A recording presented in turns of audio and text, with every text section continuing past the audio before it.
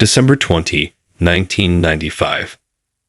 A Boeing 757 operated by American Airlines approaching Cali, Colombia.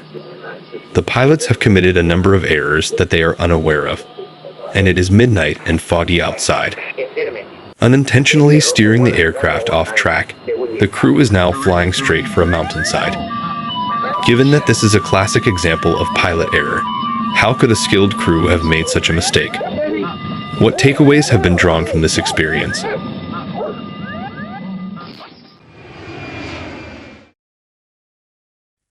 Once upon a time, the most advanced passenger aircraft ever constructed was the Boeing 759.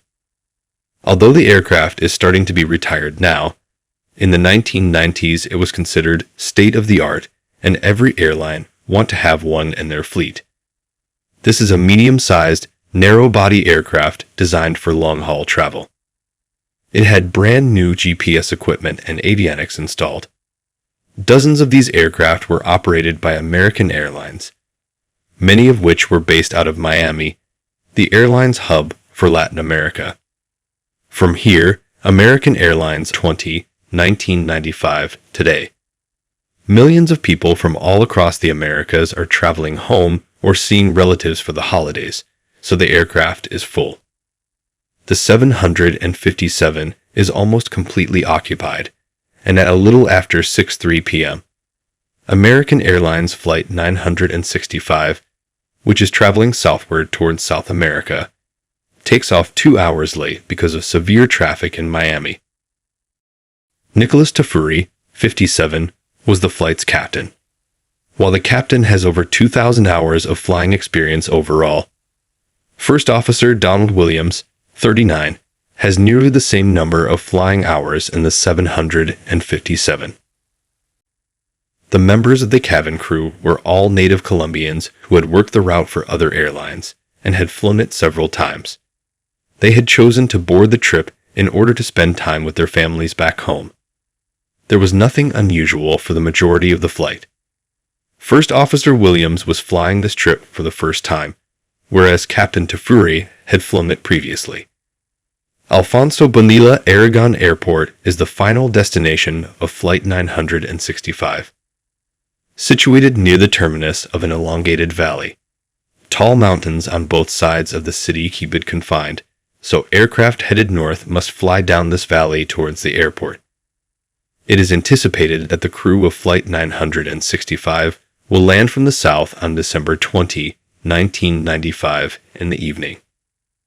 They will descend, pass over the airport, loop back, and land on what was formerly known as Runway 01. At the airport, this is standard operating practice when the winds are right. Air traffic control, however, relies on the plane's crews to radio in their distance and report different waypoints on approach to the airport, since a terrorist group from Colombia recently smashed the radar equipment in Cali, making it impossible for them to determine the location of aircraft and revenue. Like other commercial aircraft, the 757 has both contemporary and older equipment that is specially installed for times like Cali, when things don't always go as planned. Flight 965's crew must make a VOR DME approach to the airport. VOR stands for Very High Frequency Omnidirectional Range. Nowadays, localizers and instrument landing systems are used to guide aircraft, making this uncommon.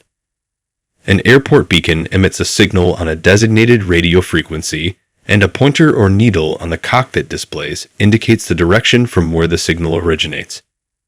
On final approach, the crew will need to visually direct the aircraft vertically, as it only gives heading information and not altitude. Even pilots nowadays are trained to utilize this outdated equipment in emergency circumstances. As an update to the beacon that provides personnel with a specific distance to the beacon, the DME is an extension of the VOR. Distance measuring equipment is referred to as DME. The Cali controller wants Captain Tafuri to report passing another VOR and a fixed waypoint called Talua or Uniform Lima Quebec VOR. They also want to know how far it is to Cali from their present location under the Charlie Lima Oscar VOR, which is situated in Cali close to the airport. But due to a misunderstanding between the controller and the captain, Captain DeFury had believed that the controller intended to bypass the Taliwa battle and take a straight flight from where they were to Cali. Route marker. The direct CLO instruction is then entered into the flight control computer by Captain DeFury. The computer has now deleted all waypoints and instructions between 965's present location and the airport. The navigation display now shows a straight path to the airport. This wouldn't be a huge issue under normal circumstances, but air traffic control has to know the plane's location and depends on the crew to notify them appropriately when the aircraft passes the Tulure fixture. But now that the flight plan has been removed from the FNC, the crew is unsure of Tulure's whereabouts. This time, the controller in Cali informed the crew that the winds were calm that evening. This will be the crew's second error on this approach. In order to avoid having to circle the airport later and to preserve time that was wasted during the earlier delay, the controller gives the crew the option of making a straight-in approach to runway 19. The team runs out of time to review the documentation and other important details on the approach to Cali at this point. They only significantly increase their burden. The flight crew applies the speed brakes since they are aware that the aircraft is now too high to reach the runway at their present rate of fall. Long flaps that extend from the wings are called speed brakes. They produce a great deal of drag, which slows the aircraft and reduces lift efficiency. This may contribute to a faster rate of fall. Studying the charts for their new standard instrument arrival, the Rosso-1, is one aspect of their increased effort as they prepare to make a new approach into runway 19. Rosso is the waypoint on their flying route that comes after Taliwa. Additionally, Rosso serves as the entrance for the Rosso-1 arrival. The crew requests permission from air traffic control to go directly to Rosso and subsequently onto the Rosso-1. Although they have previously passed Taliwa, the controller nonetheless requests that they record passing it. They would have been able to recognize crossing the Taliwa waypoint if the captain hadn't deleted it from the computer. Making the largest error of the evening, Captain DeFury wished to go directly to the Rosso waypoint based on his maps. He starts setting up his flight computer to arrive at a waypoint directly. When he types the letter R into the computer, a list of destinations all starting with that letter appears.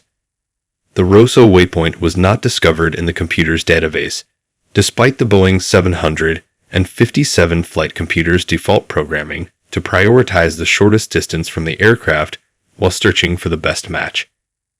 It escaped Captain DeFury's notice. He chooses the top choice, assuming Rosso would be the first result on the page.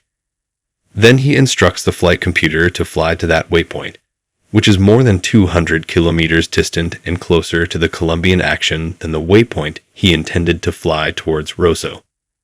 Flight 965 starts to wander off course over the valley's crest and bank to the left.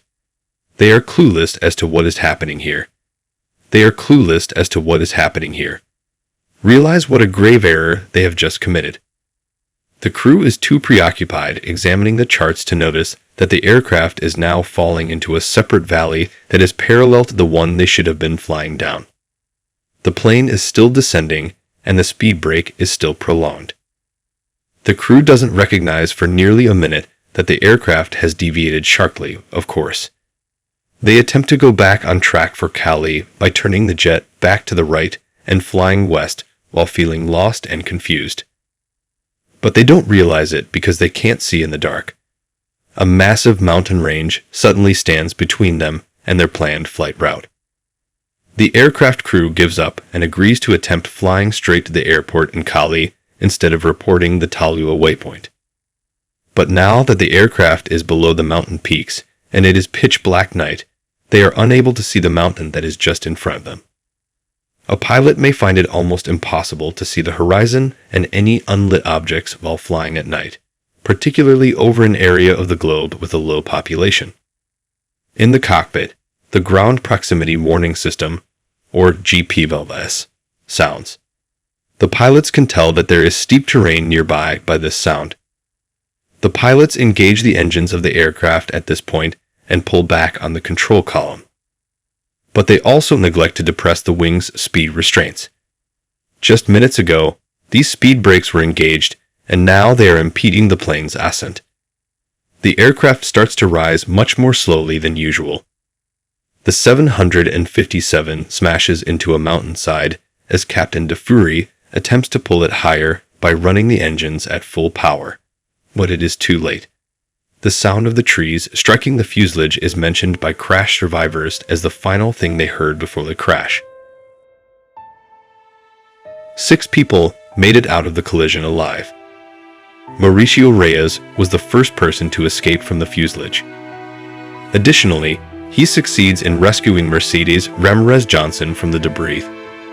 Following the collision, Mercedes became a motivational speaker and discussed how she managed to survive the day she became stuck on the mountain. Gonzalo de San makes it out of the wreckage too, despite suffering from severe injuries that have broken 2 of his vertebrae. He is able to extricate himself from the debris when he learns that Michelle, his 6-year-old daughter, has also survived. Michelle is unscathed and still strapped into her seat. Compared to the other survivors, she just has minor head injuries and moderate hypothermia. Gonzalo de San Jr., her brother, also survived the collision, but he tragically passed away in the hospital 2 days later from serious head and chest injuries. These people were sat across the plane's wing, all within a few rows of one another. Large metal beams behind the seats are what connect the wings to the fuselage, making this the strongest structural section of the aircraft. The aircraft was also equipped with enough gasoline for the flight to Cali alone. Thus, there was little risk of a fire, and because the 757 is programmed by D4L, any fuel in the center fuel tanks would have already been utilized. To first drain the center tank, 1 further person survived the collision. Flight 965's cargo hold included a tiny kennel carrying an unidentified brown dog that was subsequently given the Spanish name Milagro, which means miracle. Rescuers found the dog, perhaps shielded by its kennel, fully unharmed by the collision. Following the event, investigators concluded that navigational mistakes caused the pilot to make a mistake and unintentionally steer into terrain. Additionally, the incident was declared unsurvivable. All contemporary aircraft are outfitted with a novel terrain awareness technology that was created. This enables the landscape to be shown on a pilot's navigation instruments considerably more clearly. American Airlines sued Jefferson and Honeywell, the company that created the flight management computer, alleging that they failed to provide a sufficient computer database including the ROSO waypoints coordinates. Even though American Airlines acknowledges its part in the accident, it still operates the Miami to California route. Thank you all for tuning in. Don't forget to like, subscribe, and hit that notification bell so you never miss out on our future content. Until next time, stay curious, stay creative, and keep exploring.